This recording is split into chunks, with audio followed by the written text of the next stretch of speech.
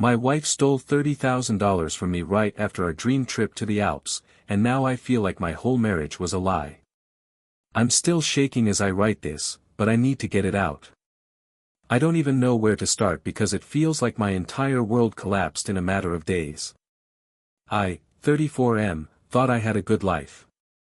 I met my wife, 32F, 5 years ago in Philadelphia. She was the kind of woman who could light up a room the moment she walked in, beautiful, funny, confident, and incredibly charming. She made me feel like the most important person in the world. We moved in together after a year, got married 2 years later, and for a while, everything seemed perfect. She had her quirks, she liked nice things, expensive trips, designer bags, but I didn't mind. I have a decent job in tech, I've always been responsible with money, and I wanted to give her a comfortable life. Fast forward to earlier this year. She had been talking about taking a real vacation, something unforgettable. She kept showing me travel vlogs of the Alps, snow-covered mountains, cozy cabins, ski resorts. It sounded amazing, and I wanted to surprise her. So I started planning the trip. Flights from Pennsylvania, nice hotels, ski passes, everything. It cost me a lot, but I figured, you only live once. When we got there, it felt magical. We stayed in a little chalet near Interlaken. Every morning we'd wake up to the sight of the mountains glowing in the sunrise. She seemed so happy. She laughed constantly, took pictures of everything, even cried once saying, "This is the happiest I've ever been." We drank wine, held hands walking through tiny mountain towns, took photos with strangers, and made plans for the future, even talked about maybe having kids soon. I was certain that trip was going to be one of the highlights of our life together. But here's the thing, she was acting off. At the time, I brushed it off as stress or jet lag. She was texting a lot, sometimes stepping away to take calls in another room. When I asked, she said it was work stuff. I didn't want to be that paranoid husband, so I let it go. A week after we came back home to Pennsylvania, things started to unravel. I noticed a few odd purchases on our shared credit card, designer clothes, electronics, random gift cards. A few hundred here, 1,000 there. I asked her about it casually, and she laughed it off. "Oh babe, it's just stuff I ordered for the house and a few gifts for my family." Then one morning, I logged into my savings account, the one I had before we even met. I don't check it that often, since it's more like my future fund. When I opened it, I froze. $30,000 was gone. Just gone. At first, I thought maybe I'd clicked on the wrong account. Then I saw the withdrawal details, transferred online to another bank account, the day after we landed back from Switzerland. I ran to her with my laptop, shaking, asking what this was. She looked at the screen, completely calm, and said, "Oh, that's mine." I remember just staring at her, not understanding. "What do you mean it's yours?" "That's my savings." "You had no permission." And she said, "You never would have given it to me if I asked. I needed it more than you do." Like it was the most normal thing in the world. Like taking $30,000 from your spouse without asking is just something people do. I lost it. I yelled, I cried, I begged her to explain. She said she'd invested it, but couldn't tell me in what. When I pressed, she got angry, called me controlling, and stormed out. I checked the transfer logs again, and that's when I saw it. The money had been sent to an account under her sister's name. I called her sister immediately. She answered, I introduced myself, and she hung up as soon as I mentioned the transfer. 2 hours later, my wife texted me. "Don't contact my family again. You'll be fine. You always are." Then she blocked me. On everything. Within 24 hours, she was gone. She took some of her clothes, her passport, her laptop, that's it. I went to the police the next day. They took a report, but the officer told me that since we were married, the financial situation could be complicated. I might have to go through civil court instead of criminal charges. That felt like another punch in the gut. I also called my bank, but since she had access to our shared information and some of our joint documents, it might be difficult to prove it was unauthorized. The legal gray area of marriage is a nightmare. Now it's been about 2 months. I've hired a lawyer, and we're filing for divorce. She still hasn't contacted me, and I've heard through mutual friends that she might have left the country, possibly back to Europe. I don't even know if that's true, and honestly, part of me doesn't care anymore. What I do care about is the psychological damage. I can't sleep. I keep replaying the trip in my head, wondering if she was planning it the whole time. Every time she kissed me, every time she smiled, was she already thinking about taking the money? I go through the photos we took, us laughing at a mountain cafe, holding hands by a frozen lake, and I feel sick. None of it feels real anymore. It's not even about the $30,000. It's about betrayal. It's about realizing the person I trusted most in the world saw me as a wallet, not a partner. I've started therapy. My lawyer says I'll probably get some of the money back eventually, but I honestly don't care as much as I thought I would. What I want is closure. I don't even know if she ever loved me, or if I was just convenient. If you're reading this and you've ever had your partner betray you like this, how do you move on? How do you start trusting people again? Because right now, I feel like a ghost living in someone else's life. Update: my wife stole $30,000 and disappeared after our trip. I found out the truth, and it's darker than I ever imagined. Hi everyone. It's been about 3 months since I made my original post about my wife stealing $30,000 from me right after our trip to the Alps. I honestly didn't expect that post to blow up the way it did. I got thousands of messages, people sharing similar stories, offering advice, kindness, even legal tips. Thank you, truly. A lot has happened since then. Some of it I still don't believe myself. 1. The aftermath and the silence. After she vanished, the first few weeks were absolute hell. Every time my phone buzzed, I thought it might be her, a call, a text, something. But there was nothing. No explanation, no apology. Just silence. I couldn't sleep. I stopped going to the gym, stopped meeting friends. My place felt haunted, every corner reminded me of her. The half-empty closet, her perfume still on the pillow, the photo of us in the Alps I couldn't bring myself to delete. I started therapy, like many of you suggested. My therapist told me I was experiencing something called betrayal trauma, the kind that happens when the person who was supposed to protect you becomes the person who hurts you most. That hit me hard. 2. The legal fight. My lawyer, bless this man, took my case seriously. We started by gathering every document we could, bank records, screenshots, messages, even flight details. We discovered that the account the money went to, the one under her sister's name, was a dummy account. It was opened only weeks before our trip. And here's the kicker, my wife was listed as an authorized user. So even though it was in her sister's name, it was her who had access to it. When my lawyer confronted the bank, they admitted it was suspicious but said the transactions were technically authorized. That word, authorized, became the bane of my existence. Because we were married, the system automatically assumed consent. We filed a civil case for financial fraud and marital asset theft.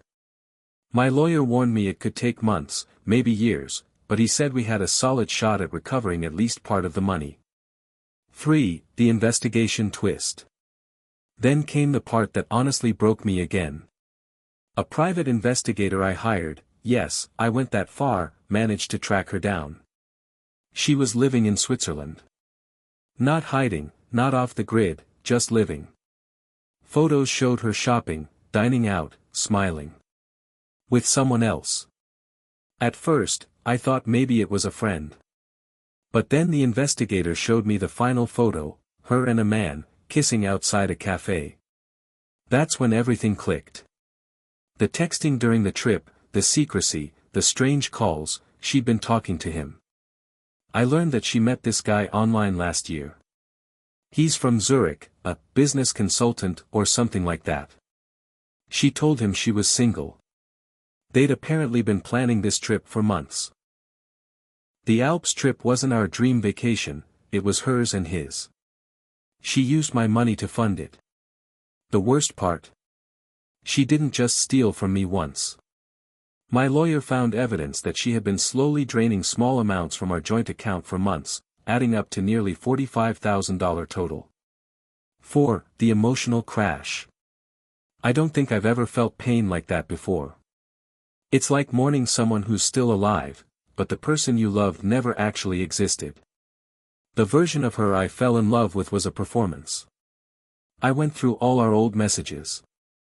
I'll love you forever. You're my home. I can't wait to grow old with you. Every word feels poisonous now.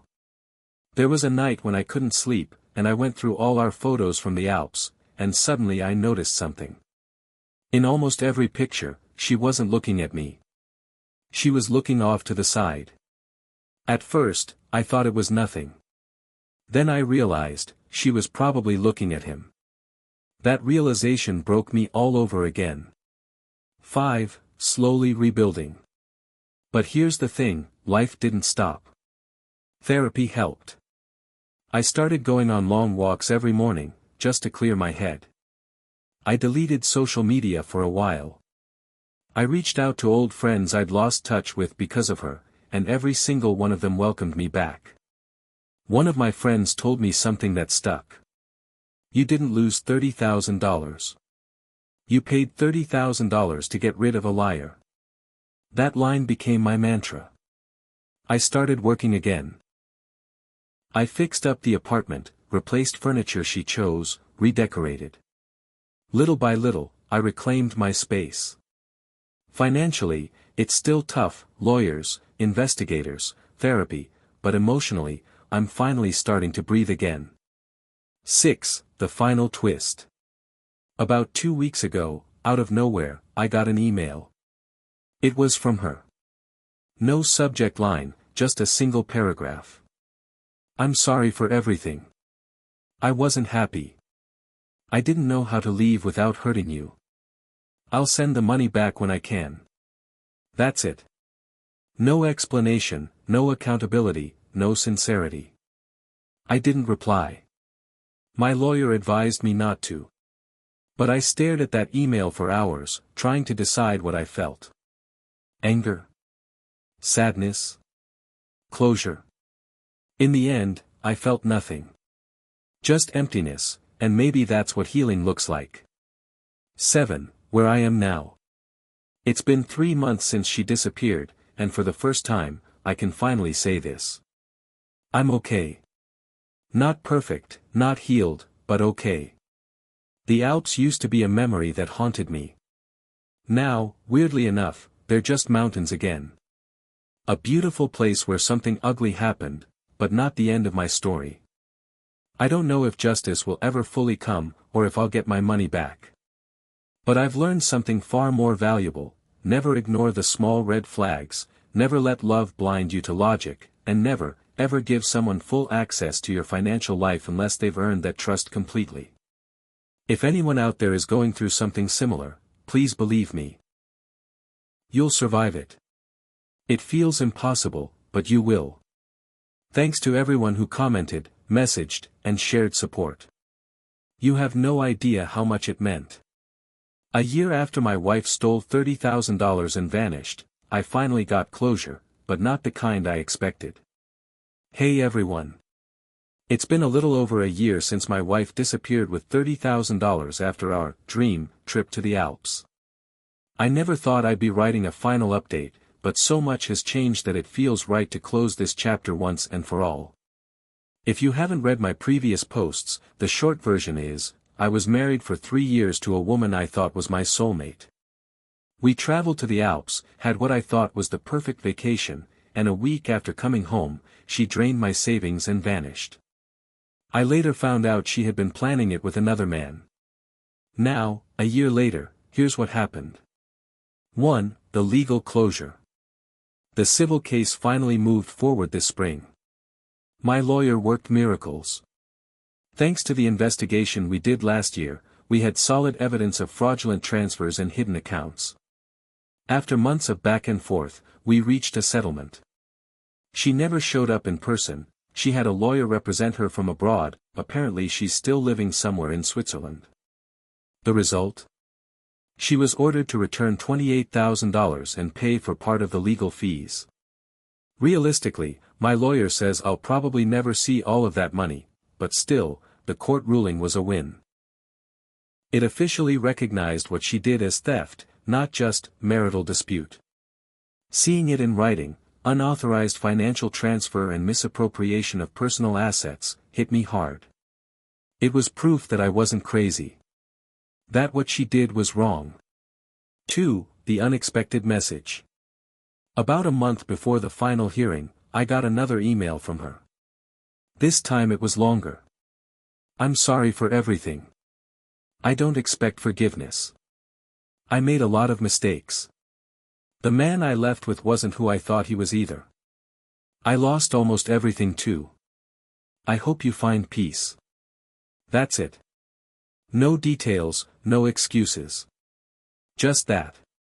For a few minutes, I just sat there staring at the screen, waiting to feel something, anger, pity, satisfaction, but all I felt was distance.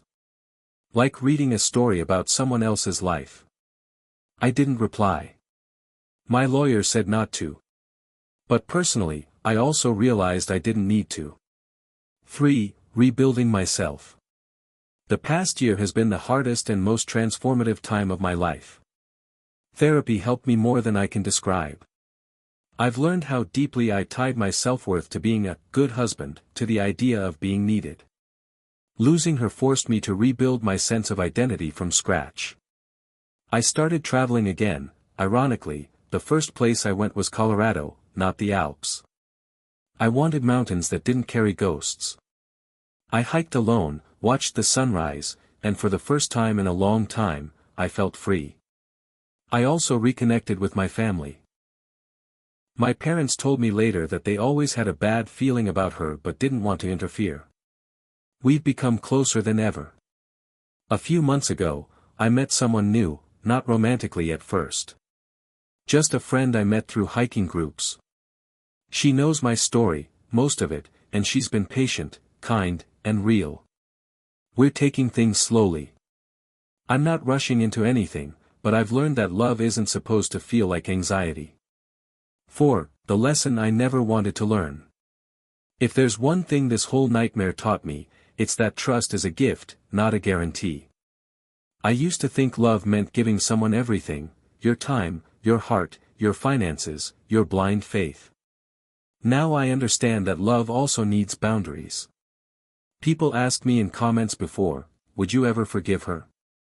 And the truth is, yes, in a way, I already have. Not because she deserves it, but because I deserve peace. Carrying anger around was like drinking poison and expecting her to feel it. Forgiveness doesn't mean letting someone back in. It means you stop letting them live rent-free in your head. 5. The symbolic ending. This might sound cliché, but last month, I went back to Europe. Not to chase her, not to relive anything, I went for myself. I visited the Alps again, the same region. I stood on a mountain ridge where we once took a photo together, and I deleted that photo for good. In its place, I took a new one, just me, smiling, holding a cup of coffee with the sunrise behind me. That's the picture I'll remember now. Not the betrayal, not the loss, just me, finally standing on my own 2 feet, in the same place where I was once broken. 6. Final thoughts. To anyone who read my first post a year ago, thank you. Your advice, empathy, and even the tough love changed how I handled everything. If you're going through something similar, please, don't let someone else's cruelty define you. You will feel lost, angry, and empty for a while. But one day, you'll wake up, take a deep breath, and realize that the storm has passed, and you're still standing. That's when you'll know, you made it. It's strange to look back now. A year ago, I was broken, angry, lost, and convinced that my life had fallen apart beyond repair. I couldn't imagine feeling normal again. But time really does heal, even when you swear it won't. The money is mostly gone, the marriage is over, and the woman I once loved is just a memory now, a painful one, but no longer controlling me. I've learned that closure doesn't come from an apology or a courtroom win, it comes from accepting that you can't rewrite the past. I wake up earlier these days. I make coffee, take walks, enjoy the quiet. I don't check my phone hoping for her name to appear anymore. I don't feel bitterness, just gratitude that I survived something that once felt impossible. If there's one thing I've learned, it's that losing someone who deceived you isn't really a loss. It's a painful kind of freedom. But freedom nonetheless. I'm still healing, still learning, but for the first time in a long time, I feel at peace.